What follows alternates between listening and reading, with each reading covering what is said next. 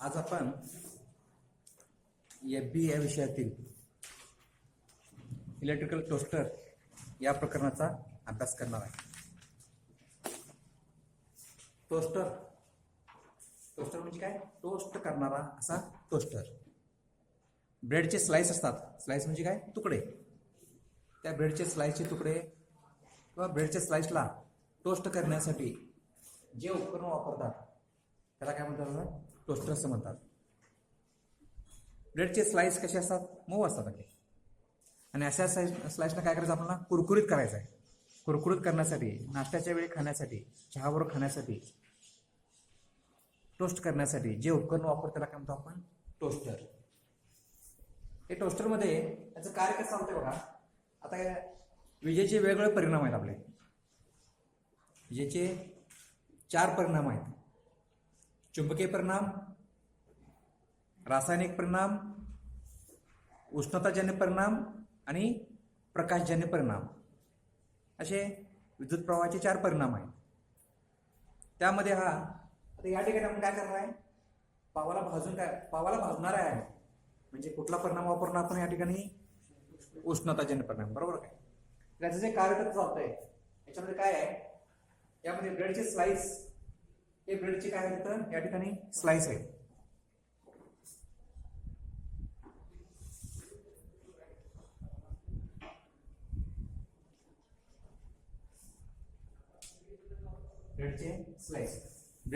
ब्रेडचे slice उष्णतेच्या साहाय्याने या ठिकाणी काय केले जाते?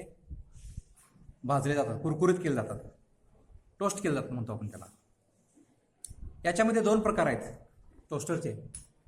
आता सध्या तरी 3 प्रकार आहेत मोडला. पहिला आहे नॉन ऑटोमॅटिक टोस्टर, दुसरा आहे ऑटोमॅटिक टोस्टर. पहिला नॉन ऑटोमॅटिक टोस्टर, नंतर ऑटोमॅटिक टोस्टर आणि ऑटोमॅटिक सँडविच टोस्टर. असे किती प्रकार आहेत? 3 प्रकार आहेत.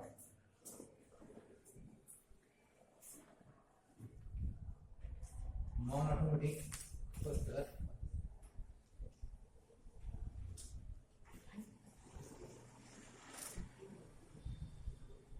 दुसरा प्रकार आहे ऑटोमॅटिक,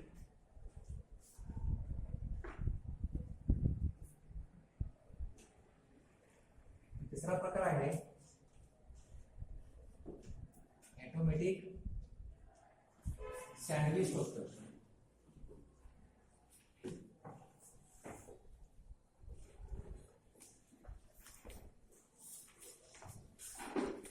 असे टोस्टरचे 3 प्रकार आहेत. ही समोर जी आकृती तुम्हाला दिसते ही पहिला प्रकार म्हणजे कुठला? Non automatic toaster. Non automatic म्हणजे याच्यामध्ये ऑटोमॅटिक कुठलेही कार्य होणार नाही. जे काय कार्य होणार आहे सगळं हाताच्या साहाय्याने आपल्याला करायला लागणार आहे.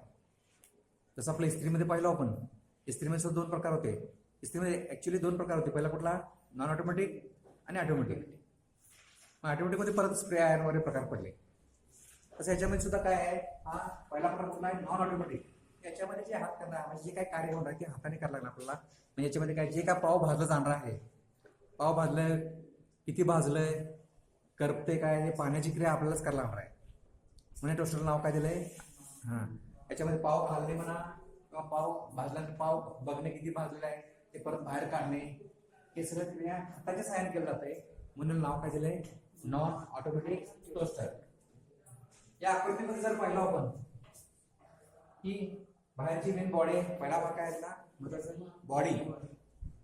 त्याला बॉडी नंतर हा जो मधला भाग आहे त्याला ग्रिल म्हणायचं. ग्रिल म्हणजे काय? याच्यामध्ये खाच आहे. दिसते का? 2 गाळाकृती खाच दिसते ना तुम्हाला? एक खाचा म्हणजे काय असणार त्याच्यामध्ये? त्याला ग्रिल म्हणू आपण. नंतर या ठिकाणी हा नॉब आहे आपला, ऑपरेटिंग नॉब आहे. ऑपरेटिंग नॉब आहे. हा सप्लाय कॉर्ड.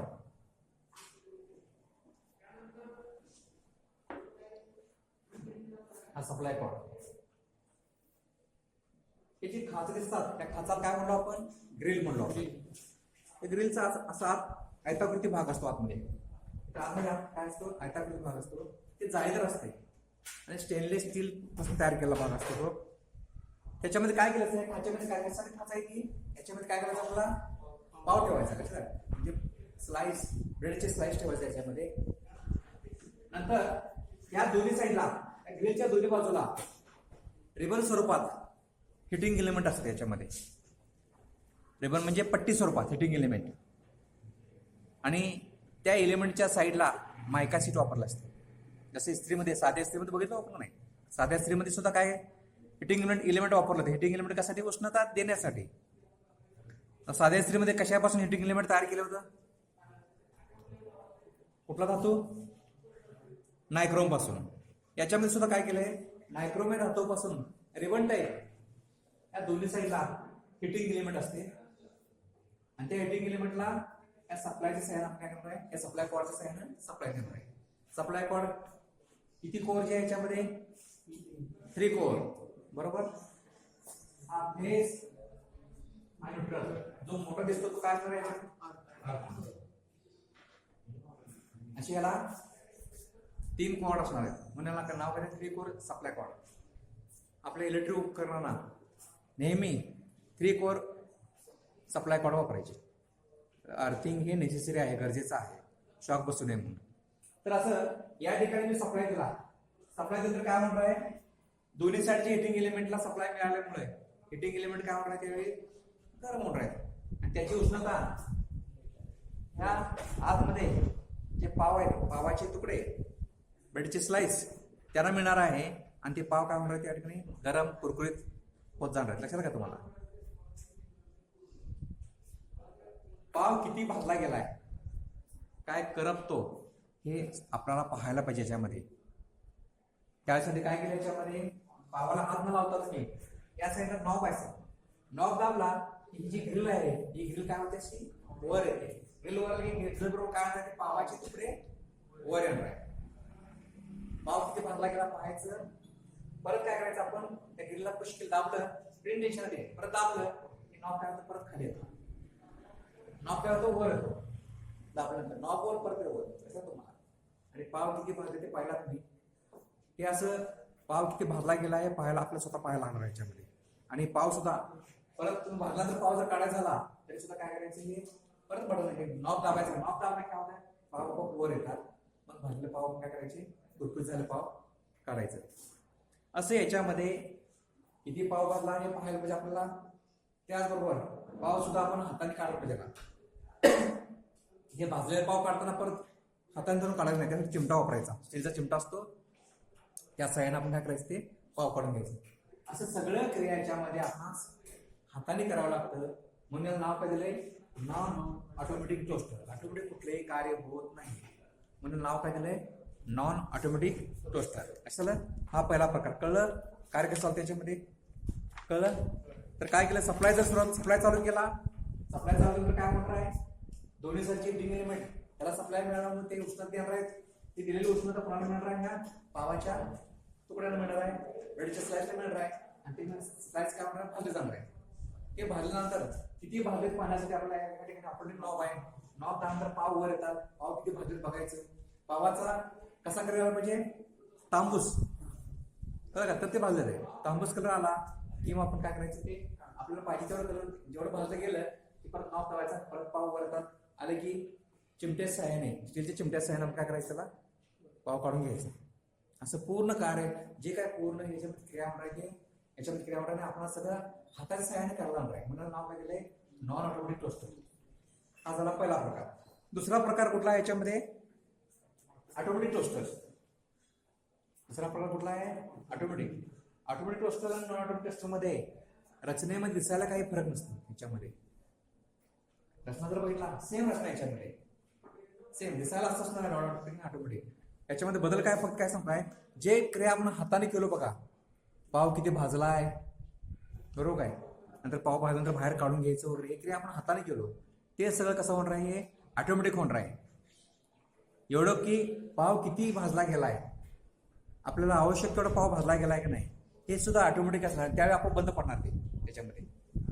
मग ते आपोआप बंद पडण्यासाठी काय असणार याच्यामध्ये, तापमान नियंत्रक मग काय असणार याच्यामध्ये, थर्मोस्टॅट असणार आहे. आणि त्याचं नॉब काय असणार आहे, वरती असणार, त्या ठिकाणी नॉब वर असतं त्याला. रचनेमध्ये काय बदल असतं, सेम, फक्त तापमान नियंत्रक वर सेट करण्यासाठी जसं ऑटोमॅटिक इस्त्रीला आपण सेट केलं तापमान, तसं तापमान सेट करण्यासाठी याच्यावर काय असणार आहे, वरती नॉब असणार आहे. कळलं? याच्यामध्ये ज्यादा वा काय ही बॉडी अशी असणार आहे. अशाला हिटिंग एलिमेंट सुद्धा काय असणार आहे याच्यामध्ये सुद्धा ऑटोमॅटिक मध्ये सेम असणार आहे. कुठं असणार आहे, दोन्ही साईडला, याच्या दोन्ही साईडला काय असणार आहे, खाचे जे खाच दिसते पाहिजे खाच, खाचीच्या साईडला ग्रिलच्या दोन्ही साईडला काय असणार आहे, हिटिंग एलिमेंट असणार आहे. नंतर याच्यामध्ये बेड रॅक जी आता आपल्या स्टीलची असते बघा, स्टीलचा जो ग्रिल असते बघा, त्याला काय म्हणतो आपण, त्याला बेड रॅक सुद्धा म्हणतात. कारण काय, ब्रेड रॅक म्हणजे त्यावर ब्रेड ठेवण्यासाठी. ऍक्च्युली काय असं केलं असते याच्यामध्ये, स्टीलचे केले असते आणि जाळीदार असते, जेणेकरून डायरेक्ट त्या पावाचा संपर्काला येऊ नये हिटिंग एलिमेंटला. मग त्याच्यामध्ये काय केलं असते, त्याला जाळीदार केलं असते, जेणेकरून पाव डायरेक्ट कशाला लागू नये, त्या हिटिंग एलिमेंटला लागू नये. कशाला काय, त्यासाठी काय केलं असतं त्याच्यामध्ये, तो रॅक मध्ये वरती पाव आपल्याला सोडता येते आपल्याला. कळलं? तो बेड रॅक झाला, ग्रिल झाला. नंतर याच्यामध्ये ज्यादा काय ऑटोमॅटिक मध्ये काय असणार आहे, थर्मोस्टॅट असणार आहे. थर्मोस्टॅट कशासाठी असणार आहे याच्यामध्ये, तापमान नियंत्रक. आपण जो थर्मोस्टॅटच्या वरती काय असणार आहे, एक नॉब असणार आहे. नॉबच्या साह्याने आपण काय करणार आहे, तापमान त्याला काय करू शकतो, सेट केलं असतं. तर सेट तेवढ्या तापमानावरून ते गरम होत गेलं, ते ह्या कंपनीचे जे ब्राउझर येते किंवा जे पॅम्पलेट म्हणून, त्या पॅम्पलेटमध्ये किती तापमान आपण ठेवायला पाहिजे ब्रेड, ते उल्लेख केला असतो. त्यानुसार आपण तापमान सेट केला की काय होणार आहे, ते तेवढ्या तापमानात आपोआप काय होणार आहे, थर्मोस्टॅट काय होणार आहे, थर्मोस्टॅट म्हणजे काय होणार, सप्लाय बंद करणार आपला सप्लाय. थर्मोस्टॅट काय केला असणार आहे, हिटिंग एलिमेंटच्या सिरीजमध्ये थर्मोस्टॅट जोडलेला असतो. तेवढं ठराविक तापमान झालं, बायोमेट्रिकची पट्टी असते ती, जशी इस्त्रीमध्ये पाहिलं आपण. थर्मोस्टॅट म्हणजे काय, बायोमेट्रिकची पट्टी असते ती. तेवढं तापमान झालं की यातली दोन धातूची पट्टी असते. एक धातू काय होणार आहे, एका धातूचा वितरण बिंदू कमी आणि एकाचा वितरण बिंदू जास्त असतो. ज्याचा वितरण बिंदू कमी आहे असे दोन्ही जोडले असतात, ज्याचा वितरण बिंदू कमी आहे ती पट्टी काय होणार, अशी हळूशी वर उचलली जाणार आहे. आणि त्यामुळे काय होणार आहे, कॉन्टॅक्ट काय होणार आहे, तुटणार आहे. कॉन्टॅक्ट तुटला तर काय होणार आहे, ते पुढे जाणं सप्लाय बंद झाला की हिटिंग एलिमेंट जाणं सप्लाय बंद झाला की ते आपलं उपकरण किंवा हे टोस्टर काय होणार आहे, त्या ठिकाणी बंद पडणार आहे. बरोबर आहे. बंद पडलं की तुम्ही काय असणार, ते पावाचे जे स्लाइस तुकडे ते काढून घ्यायचे बाजूला, ते बाजूला असणार आहे ते बाजूला काढून घ्यायचे. परत दुसरे पावाचे तुकडे घालायचे. थोड्या वेळाने काय होणार आहे, त्याचं कॉन्टॅक्ट काय होणार आहे, की पट्टी जी गरम झाली असते, सप्लाय बंद झाल्यामुळं, ती पट्टी थंड झाल्यामुळे परत त्याचं कॉन्टॅक्ट काय होणार आहे, जोडले जाणार आहे. परत तुम्ही सप्लाय चालू केला, परत तुमची दुसरी जी स्लाइस असतील त्या स्लाइसला भाजण्याची क्रिया केली जाणार आहे. ह्याच्यामध्ये नॉन ऑटोमॅटिक काय चालतं, आपलं पाव बाहेर काढण्यासाठी आपण हा नॉब लावत होतो, बरोबर आहे. तसं याच्यामध्ये नसणार आहे. याच्यामध्ये काय केलं, याच्यामध्ये आपोआप पाव काय होतात, ते असे वर उचलले जातात. जे आता हाताने केलं याच्यामध्ये साध्यामध्ये म्हणजे नॉन ऑटोमॅटिकमध्ये, ऑटोमॅटिकमध्ये काय होणार आहे, ते पावाचे जे स्लाइस भाजले, थर्मोस्टॅट बंद झाला इथला, ते काय होणार आहे, पावाचे स्लाइस काय होणार आहे, आपोआप वर येणार आहे. आणि तापमान कंट्रोल करण्यासाठी याच्यामध्ये काय केलंय, ऑटोमॅटिक ब्राउनिंग कंट्रोल याच्यामध्ये ठेवलंय तापमान कंट्रोल करण्यासाठी. कारण आपणास कसं रंग पाहिजे, तांबूस किंवा तपकीर रंगाचे पावाचे तुकडे व्हायला पाहिजे. ते आपल्याला काय आतून बाहेर दिसणार काय नाही. आपण नॉन ऑटोमॅटिकमध्ये काय केलं, हाताने बघितलं 2-3 असं काय केलं आपण, नॉब ऑपरेट करून पावाचे तुकडे पाहिलो आपण. याच्यामध्ये काय होणार आहे, ब्राउजिंग कंट्रोल सिस्टीम असल्यामुळे, याच्यामध्ये ब्राउनिंग कंट्रोल सिस्टीम असल्यामुळे तांबूस तपकीर रंगात झाला की आपोआप काय होणार, तुमचे पावाचे तुकडे काय होणार, अशी वरती येणार. लक्षात आहे. असं या दोन्हीचं कार्य चालतंय. खालचा बॉटम आहे, याला काय आहे, 2 पाय आहेत, पाय जेणेकरून काय, ऍक्च्युली 4 पाय असतात, मागे पण 2 असतील, एकूण किती पाय असणार, 4, जेणेकरून ही बॉडी डायरेक्ट जमिनीला टेकू नये म्हणून 4 पाय केलाय. लक्षात आलं, कळलं कसं कार्य चालतंय.